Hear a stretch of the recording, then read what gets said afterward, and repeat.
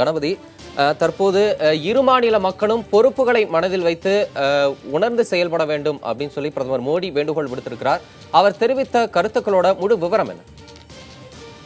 பிரதமர் நரேந்திர மோடியின் முக்கிய வேண்டுகோள் வன்முறை தவிர்க்கப்பட வேண்டும் என்பது. உங்களுக்கு நன்றாகவே தெரியும், நேற்று எந்த அளவுக்கு வன்முறை தலைவிரித்தாடியது, எப்படி பல்வேறு பேருந்துகள் தீ வைத்து கொளுத்தப்பட்டன, பல்வேறு இடங்களிலே வன்முறை தாக்குதல்கள் நடந்தன என்பதெல்லாம்.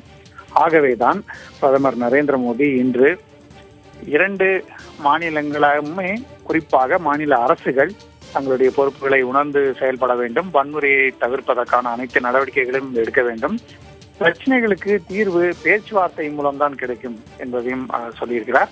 ஆகவே குறிப்பாக வன்முறையை கைவிட வேண்டும் என்பது அவருடைய முக்கிய குறிக்கோளாக இருக்கிறது. அதையே ஒரு வேண்டுகோளாக இன்று 2 மாநில மக்கள் முன் வைத்திருக்கிறார். 2 மாநில அரசுகளும் தங்களுடைய பொறுப்புகளை உணர்ந்து செயல்பட வேண்டும் என்பதையும் வலியுறுத்தியிருக்கிறார். தம்பி தமிழர் கணபதி, இந்த உச்ச நீதிமன்றம் காவிரியில் கூடுதல் நீர் திறந்துவிடணும் அப்படின்னு சொன்னதை தொடர்ந்து பெங்களூருவில் கலவரம் வெடித்தது. தொடர்ந்து 144 தடை உத்தரவெல்லாம் பிறப்பிக்கப்பட்டும் தொடர்ந்து ஆங்காங்கே வன்முறை சம்பவங்கள்லாம் இன்னும் நடைபெற்றுதான் வருது. இதை மத்திய அரசு வட்டாரங்களும் பிரதமர் மோடியும் எப்படி பார்க்குறாங்க? இதை தடுப்பதற்குண்டான செயல் திட்டங்கள் ஏதாவது அவங்க முன்வைக்கிறாங்களா? நிச்சயமாக. அதாவது நேற்று முதலே கர்நாடகாவில் இருந்து வரும் தகவல்களையும் தமிழ்நாட்டிலிருந்து வரும் தகவல்களையும் டெல்லியில் உள்ள மத்திய அரசு அதிகாரிகள் உன்னிப்பாக கவனித்து வந்து கொண்டிருந்தார்கள். அதன் விளைவாகத்தான் நாம் இன்று பார்த்தோம். இன்று காலையிலே மத்திய அமைச்சர் வெங்கையா நாயுடு முதலிலே வன்முறையை கைவிட வேண்டும் என வேண்டுகோள் விடுத்திருந்தார். 2 மாநிலங்களுமே வன்முறையை தவிர்க்க வேண்டும், வன்முறையை தவிர்த்து சுமூகமான முறையிலே பிரச்சனைகளை தீர்த்து கொள்ள வேண்டும் என்று வலியுறுத்தியிருந்தார். அதைத் தொடர்ந்து பிரதமர் நரேந்திர மோடியும் தற்போது வன்முறையை கைவிட வேண்டும் என வேண்டுகோள் விடுத்திருக்கிறார். அமைதி திரும்ப வேண்டும் என்பதே மத்திய அரசின் விருப்பமாக இருக்கிறது. சட்டம் ஒழுங்கு நிலை சீர்கெடக்கூடாது என்பதற்காகத்தான் மத்திய அரசு இது போன்ற வேண்டுகோள்களை விடுத்து வருகிறது. இதை தவிர நேற்று கர்நாடக முதலமைச்சர் சித்தராமையா மத்திய உள்துறை அமைச்சர் ராஜ்நாத் சிங்கிடம் தொலைபேசி மூலமாக பேசினார். அப்போது ராஜ்நாத் சிங் கூடுதலாக அங்கே சிஆர்பிஎஃப் போன்ற படைகளை அனுப்ப வேண்டுமானாலும் அதற்கும் மத்திய அரசு தயார், உடனடியாக அது போன்ற நடவடிக்கைகள் எடுக்கப்படும். அதை தவிர மாநில அரசுக்கு வேற எந்த உதவி வேண்டும் என்றாலும் அதை செய்ய மத்திய அரசு தயாராக இருக்கிறது. ஆனால் வன்முறையை தவிர்க்க வேண்டும், மக்கள் பாதுகாப்பாக இருக்க வேண்டும் என்பதை வலியுறுத்தி ராஜ்நாத் சிங் பேசியிருக்கிறார். ஆகவே மத்திய அரசு தன்னுடைய பங்கு என்னவோ அதை செய்ய தயாராக இருக்கிறது. 2 மாநில அரசுகளுமே தங்கள் பொறுப்பை உணர்ந்து செயல்பட வேண்டும் என்று சொல்கிறது. இதற்கு காரணம் என்னவென்றால் மத்திய அரசு நேரடியாக தலையிட முடியாது. சட்டம் ஒழுங்கு என்பது மாநில அரசின் அதிகாரம். அந்த அதிகாரத்திலே ஒரு பிரச்சனை ஒரு அளவுக்கு அதிகமாக போனால் மட்டுமே மத்திய அரசு தலையிடுகிறது, இல்லாவிட்டால் தலையிடுவதில்லை. ஆகவேதான் இப்போதைக்கு வன்முறை தவிர்க்க வேண்டும் என்ற வேண்டுகோள்கள். இதை தவிர மாநில அரசுகளுக்கு என்ன உதவி வேண்டுமானாலும் அதை செய்ய தயார் என்கிற நிலைப்பாடு 2ஐயும் மத்திய அரசு கையெடுத்திருக்கிறது. இதற்கு அடுத்த கட்டமாக நடவடிக்கைகளை தொடர்ந்து கண்காணித்து 2 மாநிலங்களிலிருந்தும் என்ன தகவல்கள் வருகின்றனவோ அதற்கேற்ற போல் பின்னர் மற்ற நடவடிக்கைகள் எடுக்கப்பட வாய்ப்பு இருக்கிறது. தம்பி தமிழரசன்.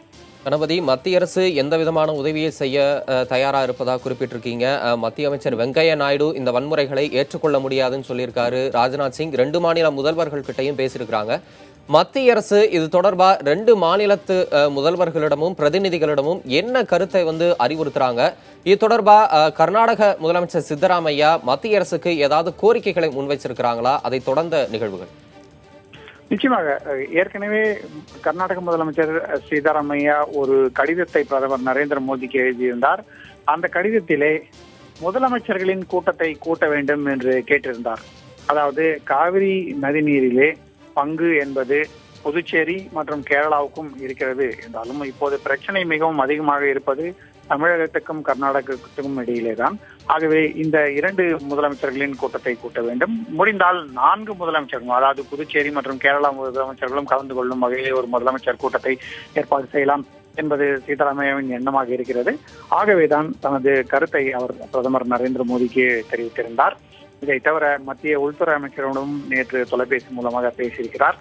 சட்டம் ஒழுங்கு நிலைமையை கர்நாடக அரசு கட்டுக்குள் கொண்டு வரவில்லை என்பது ஒரு பெரிய குற்றச்சாட்டாக இருக்கிறது. ஆகவேதான் உச்சநீதிமன்றமும் நேற்று மிகவும் கடுமையாக கர்நாடக அரசை விமர்சனம் செய்திருந்தது. சட்டம் ஒழுங்கை நிலைநாட்டுவது என்பது மாநில அரசின் பொறுப்பு.